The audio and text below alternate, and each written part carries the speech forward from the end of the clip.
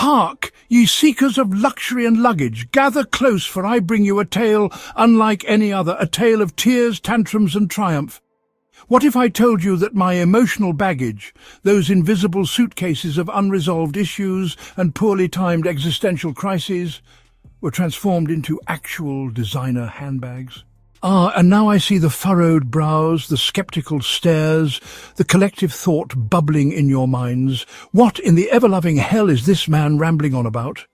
Permit me to address your disbelief, dear viewer, for what you perceive as madness is in fact a revelation so profound, so utterly audacious that it defies the limits of conventional reason. Yes, you question it now, but soon you will understand. Soon you too will see how despair can be rebranded, how heartbreak can be accessorized, how the very weight of our existence can be stitched, dyed, and sold to the highest bidder. So hold tight to your skepticism, for this tale will drag it kicking and screaming into the world of high fashion. Yes, dear viewer, yesterday's heartbreak is today's haute couture, and my trauma now has a waiting list longer than 873 duoquinquagintillion fashion weeks combined. Permit me to reiterate for those questioning their decision to click this video, emotional baggage transformed into high-end, exorbitantly priced, utterly impractical designer handbags. Stay, not because you should, but because the sheer audacity of this tale will leave you breathless, bewildered, and perhaps slightly inspired. Permit me to emphasize, these are not just handbags. They are monuments to humanity's most profound and embarrassing feelings, priced at $874 duoquinquagintillion and 99 cents per stitch. Each bag, a masterpiece, composed of precisely 875 trivigintillion strands of artisanal leather woven with the tears of overthinkers and the existential dread of late-night introspection. And the waiting list? Oh, it extends across 876 duoquinquagintillion light years of misplaced priorities and poorly timed emotional outbursts. Permit me to reiterate, this isn't just a brand, it's an empire with an annual revenue surpassing 877 quattuorquinquagintillion instances of human regret, monetized into high fashion. Every bag sold is adorned with 878 duoquinquagintillion regrets, embroidered with memories that should have been forgotten, but were instead immortalized in gilded thread. Stay, dear viewer, for you've stumbled upon a saga measured not in moments, but in 879 trevigintillion, 873 decillion, 945 nonillion, 863 octillion, 623 septillion, 584 sextillion, 729 quintillion, 485 quadrillion, 678 trillion, 392 billion, 586 million, $723,495.76 and 2 tenaciously redundant pennies and 1 insufferably smug nickel of unparalleled examples of emotional capitalism. All stitched into the lining of a limited edition clutch so audacious it whispers, "Your tears deserved better." A handbag that doesn't just hold your belongings, it holds your regrets, your triumphs, and your poorly timed existential crises in premium leather.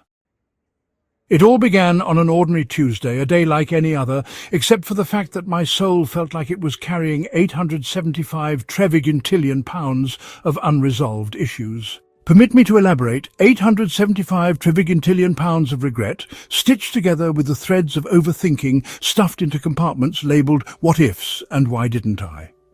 My soul was not just burdened, it was a luggage carousel of despair, spinning endlessly while the passengers of my ambitions waited in vain for their bags to arrive. Permit me to repeat, not just pounds of unresolved issues, but a sprawling, interdimensional suitcase of shame and poorly timed nostalgia that defied the laws of emotional physics. Relationship woes? Check. Childhood trauma?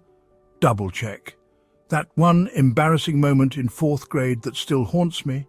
Triple check. And let us not forget the smaller yet equally potent carry-ons. That one email I never sent, the party I left too early, the apology I should have given but never did. Each one, a neatly packed box of regret, carefully folded into corners of my psyche that I pretend don't exist. Triple check? Nay, a quadruple check. A checklist so long it requires 876 duoquinquagintillion pens to complete, each one running out of ink before I reach the bottom. Permit me to emphasize, this was not baggage. It was a luxury cruise ship of emotional calamity, and I was the captain steering it straight into the iceberg of self-awareness. I was drowning in it, dear viewer, dragging my invisible luggage through life like an overburdened traveller in the airport of existence. Ah, the airport of existence, where every terminal is a decision you regret, every gate leads to a missed opportunity, and every overhead bin is stuffed with unresolved feelings. My luggage wasn't just invisible, it was radioactive, emitting the glow of poor choices and haunting memories, forcing every passerby to look away lest they absorb its emotional fallout. Permit me one final repetition. I wasn't just dragging my baggage, I was parading it, showcasing it, turning it into performance art in the theatre of my own self-pity. And then, in a moment of caffeinated delirium, inspiration struck. Why drag this baggage when I could sell it? Sell it?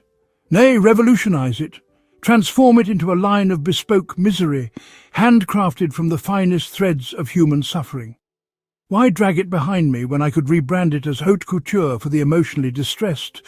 Why wallow in it when I could elevate it into a status symbol so exclusive that only those with matching levels of unresolved trauma could even dream of owning it? Permit me to reiterate, permit me one final repetition. Permit me to permit you the privilege of permitting this singular permission to permit one last permitted utterance of this most paramount permission. This wasn't just an idea, it was a movement, a cultural phenomenon, a revolution in the commodification of despair. Why wallow in my issues when I could package them in leather and slap on a 422 sex undecillion, 2222 septon undecillion, 2222 octo undecillion, 2222 novum undecillion dollars and 99 cents, alongside 2 pennies that clearly think they're more important than they are, and 1 nickel that insists on being noticed, figure price tag. Thus began the great transformation. Permit me to elaborate. This was not mere craftsmanship, it was alchemy, the transmutation of pain into prestige, of tears into textures so luxurious they demanded a velvet rope. Every flaw, every fracture in my psyche was transformed into a design feature so elegant it made the Mona Lisa look like a stick figure. This was not just transformation, it was a revolution in emotional capitalism, a symphony of suffering conducted by the maestro of haute couture, me. Every tear-soaked journal entry, now the lining of a limited edition clutch, every late-night existential crisis reinvented as the sleek curves of a crossbody bag, every overanalyzed text message, every awkward breakup, every unspoken apology, stitched meticulously into premium Italian leather. Permit me one additional reflection. These were not just bags. They were confessions in handbag form, every seam a whisper of regret, every zipper an ode to the moments I should have said more or less or nothing at all. Each bag didn't just carry belongings, it carried the weight of my emotional entropy, condensed into an accessory so chic that even my worst mistakes found themselves invited to galas they'd never dreamed of attending. Permit me to emphasize, this was no ordinary luggage. This was luggage that transcended function, dear viewer. It didn't just hold your belongings, it held your identity, your failures, your midnight musings that maybe they didn't text back because you used too many exclamation points. It was the kind of luggage that made you weep, not because you missed your flight, but because it reminded you of every flight you were too afraid to take. Permit me to reiterate, permit me one last indulgence. Permit me to grant myself the singular honor of permitting you the privilege of witnessing this final, ultimate, once-in-a-lifetime permission to permit this utterance into existence. These bags were less about what they carried and more about what they said. About you, about me, about all of us trying desperately to look composed while falling apart. This was emotional baggage, branded with logos so prestigious they whispered, "You are broken, but at least you're fashionable." Each handbag came with a tag listing its emotional origins, made from 199 duo quadragentillion, 999 triquadragentillion, 999 quatuor quadragentillion % recycled heartbreak, gilt-stitched for authenticity, and overthinking included at no extra cost. And let us not forget the other collections, the overcommitment oversized tote, perfect for carrying the weight of promises you never intended to keep. The jealousy jacquard weekender, woven with threads of envy so vibrant they could stop traffic. And of course the limited edition imposter syndrome crossbody. So exclusive that even those who owned it didn't feel they deserved it. Permit me to emphasize, these words are not wasted. They are lavishly, gloriously overspent, each syllable dripping with the gold leaf of excess and the diamonds of pretension. These were not just handbags, they were autobiographies, narrated by the most unreliable author of all, my subconscious. And oh, how the world responded. Within days, the line sold out. 1,000, 10,000, 874 duo quinquagintillion, 2,222 sex undecillion, 2,222 septon undecillion, 2,222 octo undecillion, 2,222 novum undecillion dollars, and 99 cents orders flooding in from across the globe. Permit me to emphasize, reiterate, and amplify, as though the cosmos itself depends on this singular moment of repetition. Not just orders, but tidal waves of demand, 875 duo quinquagintillion requests crashing upon the shores of emotional capitalism. Every order was a silent scream into the void of consumerism, a desperate plea to carry not just a bag, but the weight of humanity's shared despair. And each one, a testament to the fact that misery, when packaged correctly, can be downright chic. Celebrities clutch my sadness satchel at red carpet events. Permit me to elaborate this elaboration. These weren't just accessories, they were statements. Statements that screamed, yes, I am rich, famous and glamorous, but I too carry the burdens of existential dread. The sadness satchel was not just a bag, it was a mirror held up to society. A glossy reminder that even the glitterati weep over spilled lattes and unanswered texts. It wasn't just clutched. It was worshipped, adored, photographed more than the celebrities themselves. Influencers wept tears of envy over my grief tote, lined with self-doubt and accented with a guilt clasp. Permit me to reiterate, these were no ordinary tears. They were tears monetized, captured in high definition, and converted into streams of likes, shares, and 876 trivigintillion hashtag campaigns.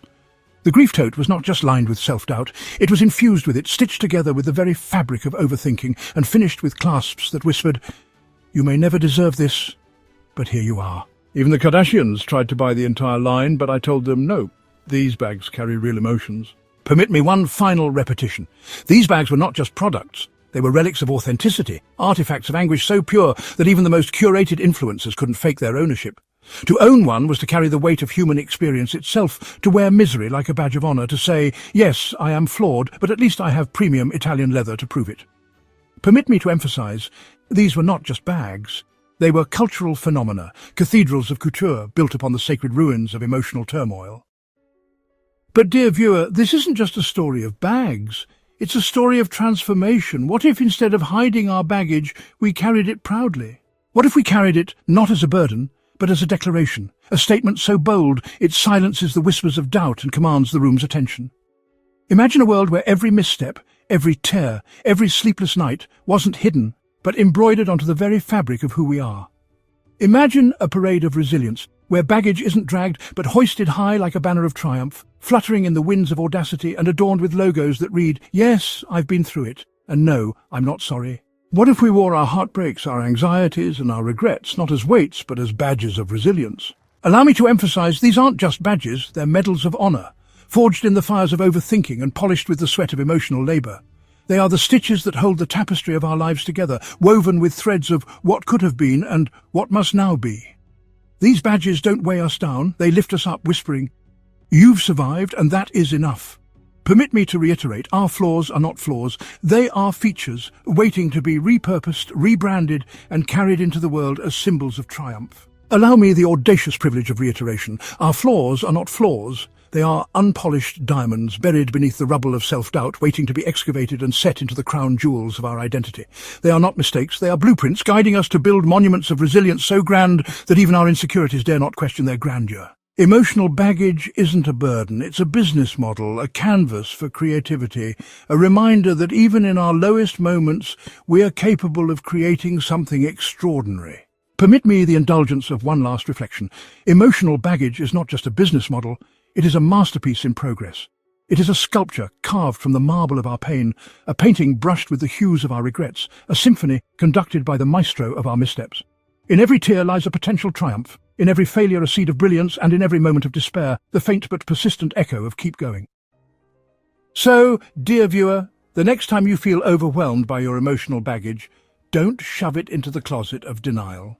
Closets are for clothes, not for the ghosts of 874 duo quinquagintillion, 9 tricentillion, 678 ducentillion, 423 uncentillion, 898 novemdecillion, 726 octodecillion, 534 septindecillion, 389 sextillion, 472 quindecillion, 673 quatuordecillion, 829 tridecillion, 764 duodecillion, 589 undecillion, 376 decillion, 238 nonillion, 724 octillion. Opportunities missed, or Quentin Tarantino, 875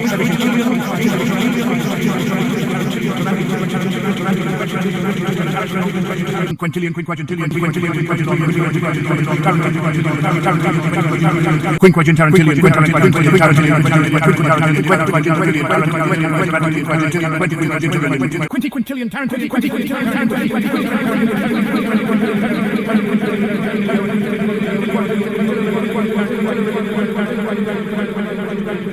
Dogs, Pulp Fiction, Jackie Brown,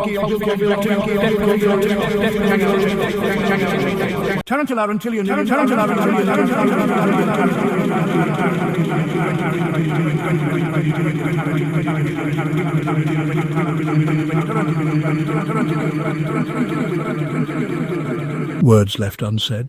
Why hide what can be displayed? Denial only ensures that your baggage gathers dust, waiting to ambush you at the worst possible moment, like a long-forgotten sweater that still doesn't fit but refuses to be thrown away. Don't bury it in the attic of unresolved feelings.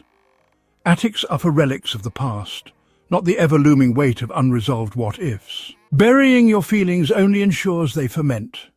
Becoming a vintage wine of regret you'll be forced to uncork at the most inconvenient dinner party of your life. Instead, bring them down, polish them, and present them as the centerpiece of your transformation. Instead, transform it. Take those tears and spin them into gold thread. Stitch together your regrets with the precision of a master craftsman. Reimagine your failures as limited edition collections, each one telling a story so raw, so real, it demands the world's attention. Monetize your misery, not as a cry for help, but as a declaration that even pain has its price. And it's worth every penny. Reimagine it. Monetize it. Because if I can turn my existential crises into a line of luxury handbags, then so, dear viewer, can you. And why shouldn't you? Your baggage is unique, an unparalleled collection of experiences and emotions that no one else can replicate. Each tear, a thread of authenticity. Each heartbreak, a handcrafted detail. You are not just the bearer of baggage. You are its designer, its curator, its CEO. If I can sell my anguish with a logo, you can revolutionize your past into something the world can't ignore. The question isn't whether you have baggage. The question is, how will you carry it? Will you drag it behind you, scuffing the pavement of your potential? Will you allow it to weigh you down, sagging like an overstuffed tote on the arm of indecision? Or will you lift it high, parade it like the crown jewel of your existence, and let it announce to the world, yes, I have baggage, but I carry it with style. The choice, dear viewer, is not just yours. It is your legacy waiting to be claimed.